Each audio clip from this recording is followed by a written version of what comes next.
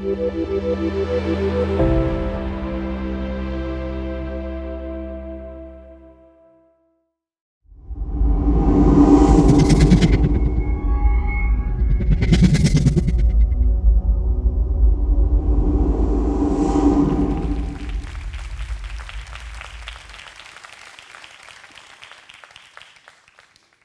un allenamento come tanti altri. E poi a un certo punto sento un crack fortissimo e un dolore lancinante, come se una lama mi avesse trafitto la schiena. Dopo poco realizzo di non riuscire più ad alzarmi. Mi chiamo Martina Porcile, ho 29 anni, sono un atleta e faccio parte della nazionale italiana di Jiu-Jitsu. Questa è la mia strada e la voglio percorrere da protagonista. Ciò significa darsi un metodo e avere costanza, dedizione e perseveranza. Ma ognuno di noi, per vivere appieno la propria vita, deve arricchirla di significato, dandosi degli obiettivi in qualsiasi ambito, lavorativo, familiare, sportivo. La nostra mente ci ascolta e fa sì che ogni parte di noi, ogni muscolo e ogni azione siano volti al raggiungimento di questi obiettivi. E a volte sento dire: no, sono stanco, non ho voglia di andare a lavorare. Oppure: no, guarda, stasera non ce la faccio a venire in palestra, sento proprio che il mio corpo non mi risponde. Ma in realtà tutto questo non dipende da fattori esterni, dipende solo da noi. È la nostra mente che non ha voglia di andare a lavorare o di non andare in palestra. E questa fa sì che il nostro corpo si senta stanco e impossibilitato a fare qualsiasi cosa. Bisogna essere consapevoli che è la nostra voce interiore a muoverci ed è per questo che è estremamente importante parlare a se stessi in maniera positiva. Ma come facciamo a non avere voglia di alzarci se ogni giorno abbiamo la possibilità di avvicinarci sempre di più al nostro sogno? Io ho molti obiettivi, non solo relativi all'ambito sportivo, ma mi soffermerò su questi ultimi, proprio perché voglio sottolineare un importante aspetto della vita: le difficoltà. Fin da piccola ho sempre avuto un sogno: vincere il mondiale. E a soli 18 anni a Bucarest nel 2013 incorono il mio sogno.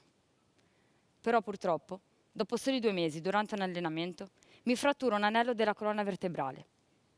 E fin dall'inizio i medici mi dissero che io non avrei più potuto combattere, che la mia carriera sarebbe finita lì. Il mio primo pensiero è stato: finita? No, non era possibile, cioè io avevo appena iniziato, da lì dovevo esplodere. E quindi soprattutto all'inizio la mia mente è stata talmente forte che, per dimostrare che in realtà non era nulla, ha fatto sì che il mio corpo riuscisse a sopportare il dolore. Quindi io andavo ad allenamento con una vertebra rotta, incurante di tutti i pericoli, e primo fra tutti quello di non riuscire più a camminare. E ricordo quando minimizzavo tutto di fronte ai miei familiari, implorando mia madre di farmi le punture per alleviare il dolore, per poi scappare ad allenamento, ingannando chiunque, ma prima di tutto me stessa. E mi allenavo accecata dalla rabbia, la stessa che all'inizio mi ha aiutato a sopportare il dolore. E il maestro e i miei compagni vedevano che in me qualcosa non andava, provavano a fermarmi, ma io giuravo e spergiuravo loro di non avere dolore. Mi imbottivo di medicine e andavo ad allenamento. E in quel momento la mia mente, che è sempre stata forte, mi stava portando all'autodistruzione. Ed è per questo che dopo ho capito che bisogna anche saperla usare. Più passava il tempo, più il dolore era presente, reale, costante, e io piangevo spesso.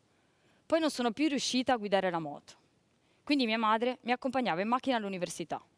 E da lì i miei compagni mi scortavano fino all'ascensore, portandomi lo zaino, per evitare che il peso di quest'ultimo gravasse sulla mia schiena. Poi non sono più riuscita a stare seduta. Quindi non sono più riuscita a frequentare le lezioni. E ricordo che una sera i miei genitori mi hanno messo di fronte a un bivio e mi hanno detto che se avessi preferito avrei potuto anche interrompere gli studi per dedicarmi a me stessa e per potermi curare. Ma io non volevo questo. Io non potevo chiudermi in me stessa, volevo avere una vita normale. Quindi ho scelto di continuare a studiare, da sdraiata, con il dolore sempre più incessante. E nel frattempo voi direte: come mai non mi sono operata? Beh, perché non era facile trovare un dottore, né trovare le risorse, né mettere d'accordo i miei genitori, che all'inizio erano molto spaventati e non volevano farmi operare. E poi molto spesso i medici avevano pareri discordanti e questo ci destabilizzava molto. Pensate che alcuni ritenevano che io avrei potuto evitare l'operazione chirurgica e far saldare la vertebra attraverso l'utilizzo di un busto rigido che io ho provato ad utilizzare anche durante la notte. Ma la mia situazione si era ormai aggravata a tal punto che questi metodi non potevano avere effetto. E così, dopo un po', la mia mente si è arresa. Non riusciva proprio più a sopportare il dolore. I miei genitori hanno trovato un chirurgo e nel maggio del 2014 mi sono sottoposta alla prima operazione chirurgica. Dopo questa, al di là della tecnica poco invasiva che era stata utilizzata e che si è rivelata inadatta non solo nei miei confronti, ma anche di altri pazienti, io avevo sbagliato tutto. Insieme a un fisioterapista volevamo vedere i risultati subito, abbiamo accelerato le tappe. L'operazione non ha retto e la vertebra ha ceduto, fratturandosi nuovamente. Quindi dopo mesi di dolori e di pianti, io ero punto a capo. E il momento in cui mi sono spaventata di più è stato quando, scendendo le scale, non ho più sentito la gamba, cioè stavo perdendo la sensibilità. E a questo punto la difficoltà mi ha fatto capire che per riuscire a superarla avrei dovuto sviluppare 2 importanti qualità: la pazienza e la lucidità mentale. Io ero piccola, ma molto fortunata, perché al mio fianco non c'erano solo famiglia e amici, ma anche il mio maestro, che in quel momento aveva la lucidità mentale che agli altri mancava. Ha letto, si è informato e mi ha consigliato di effettuare la visita da un dottore, Rocco Cinanni, che io ritengo la persona più umana e competente che abbia mai conosciuto. Lui riteneva che un infortunio non mi avrebbe potuto precludere in primis di vivere e poi di continuare a coltivare la mia passione. E dopo la prima visita mi disse: tu tornerai a combattere, ma l'operazione a cui dovrai sottoporti sarà molto invasiva e di recupero molto lento. Bruciare le tappe avrebbe voluto dire non raggiungere l'obiettivo. Così mi sono fatta coraggio e nel maggio del 2015 mi sono sottoposta a questa seconda operazione chirurgica, con l'obiettivo di tornare a condurre una vita normale e poi di tornare sul tatami per vincere nuovamente il mondiale. La prima settimana dopo l'operazione l'ho trascorsa in ospedale e mia madre è rimasta a dormire con me su una brandina perché io avevo bisogno di aiuto, in tutto e per tutto. Dopo 2 giorni ho provato ad alzarmi dal letto. La sensazione del dolore provato in quel momento non me li dimenticherò mai.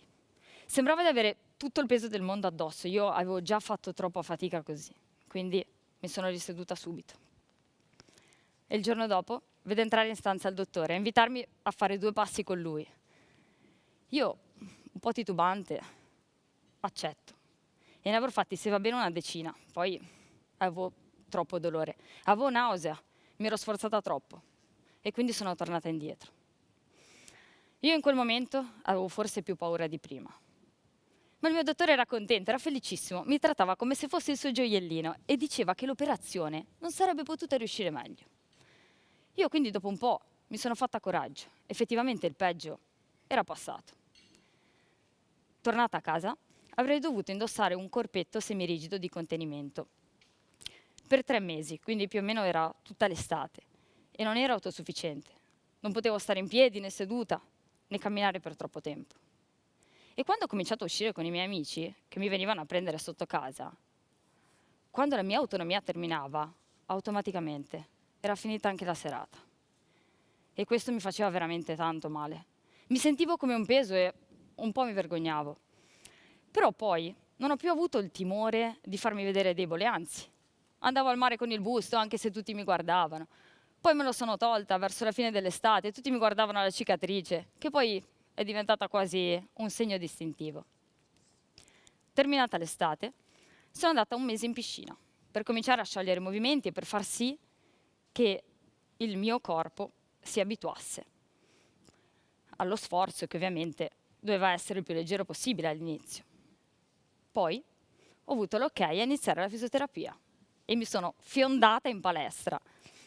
Ho effettuato 3 mesi di fisioterapia insieme al mio maestro e sapevamo entrambi che sarebbe stata una sfida difficile e agli occhi di tutti impossibile, ma abbiamo deciso di riuscirci. E sotto la supervisione del dottor Rocco Cinanni, al quale riportavamo sempre i video degli esercizi che svolgevamo, sono iniziati i 3 mesi più difficili.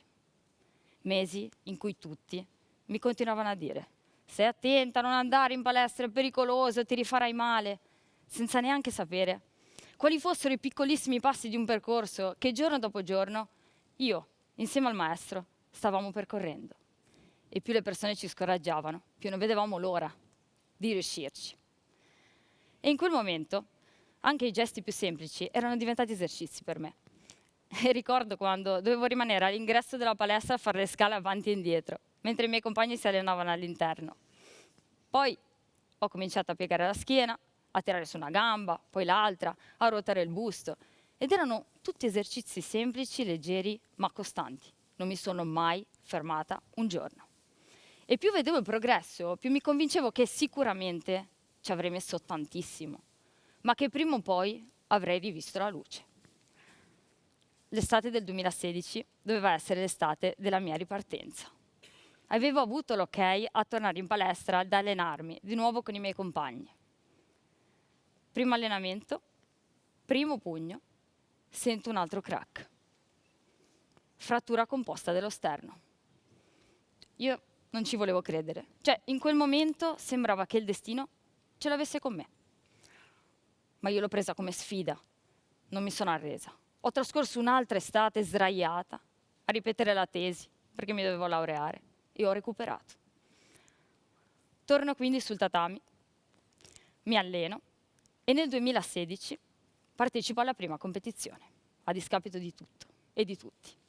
Indosso nuovamente il mio kimono da gara e l'emozione è stata indescrivibile. E salgo sul tatami con 4 chiodi e un disco finto, che ancora oggi porto con me, con orgoglio. Dopo diverse gare, finalmente nel 2017 divento campionessa europea in Bosnia, a Banja Luka. E lì le cose cominciavano a farsi serie. Tante altre competizioni a livello internazionale, sono arrivate medaglie a campionati europei, mondiali, ma non ottengo ancora l'oro mondiale, che era il mio obiettivo uscita da quella sala operatoria. Durante un altro allenamento, nel 2019, sento un ennesimo e inconfondibile crack. Questa volta mi lesiono il legamento collaterale mediale del ginocchio e questo ha fatto sì che io mi fossi dovuta sottoporre ad un'ulteriore operazione chirurgica, ma non mi sono mossa di 1 millimetro da quella che era la mia strada. Perché se insieme al maestro avevo recuperato nel migliore dei modi, dopo la frattura della vertebra e dello sterno, un legamento non mi avrebbe fermata. E così è stato.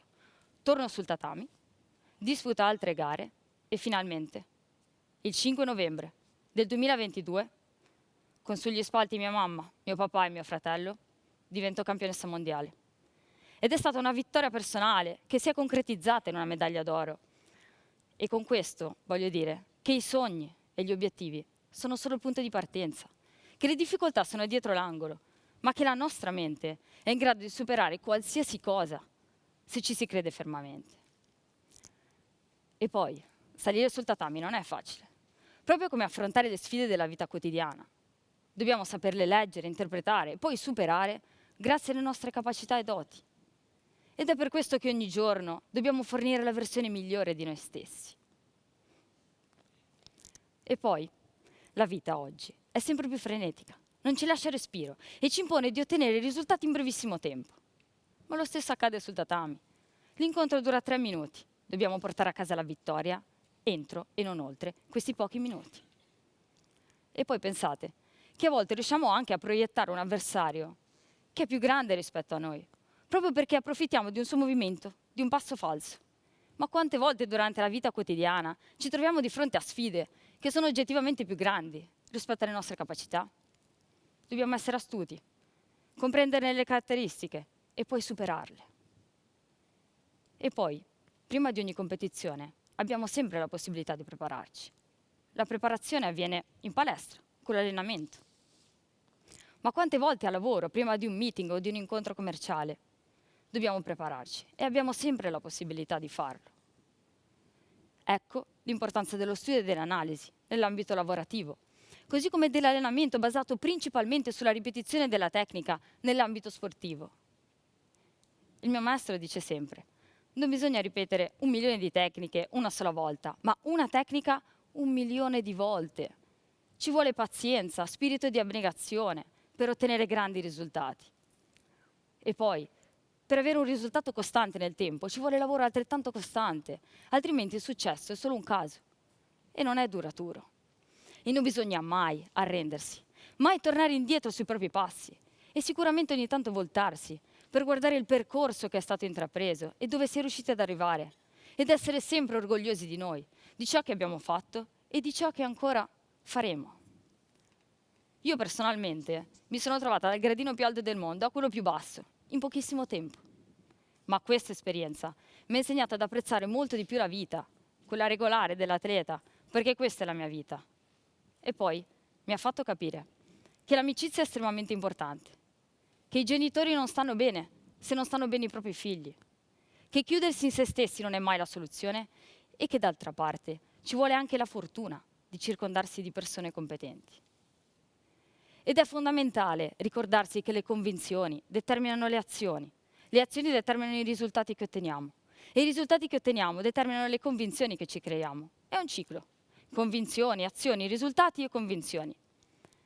E questa frase è stampata nella mia testa da più di 10 anni e credo fermamente che ognuno di noi debba farla propria per comprendere che la nostra mente è il timone della nostra esistenza, ma bisogna imparare a guidarla per riuscire a superare ogni ostacolo, ogni difficoltà e ad andare a dormire con il sorriso, ogni sera. E dobbiamo affrontare la vita e le sue sfide, proprio come io afferro il kimono. Dobbiamo acchiapparle con forza e determinazione senza mai staccare la presa e portarle nella direzione da noi sperata e voluta. Grazie mille.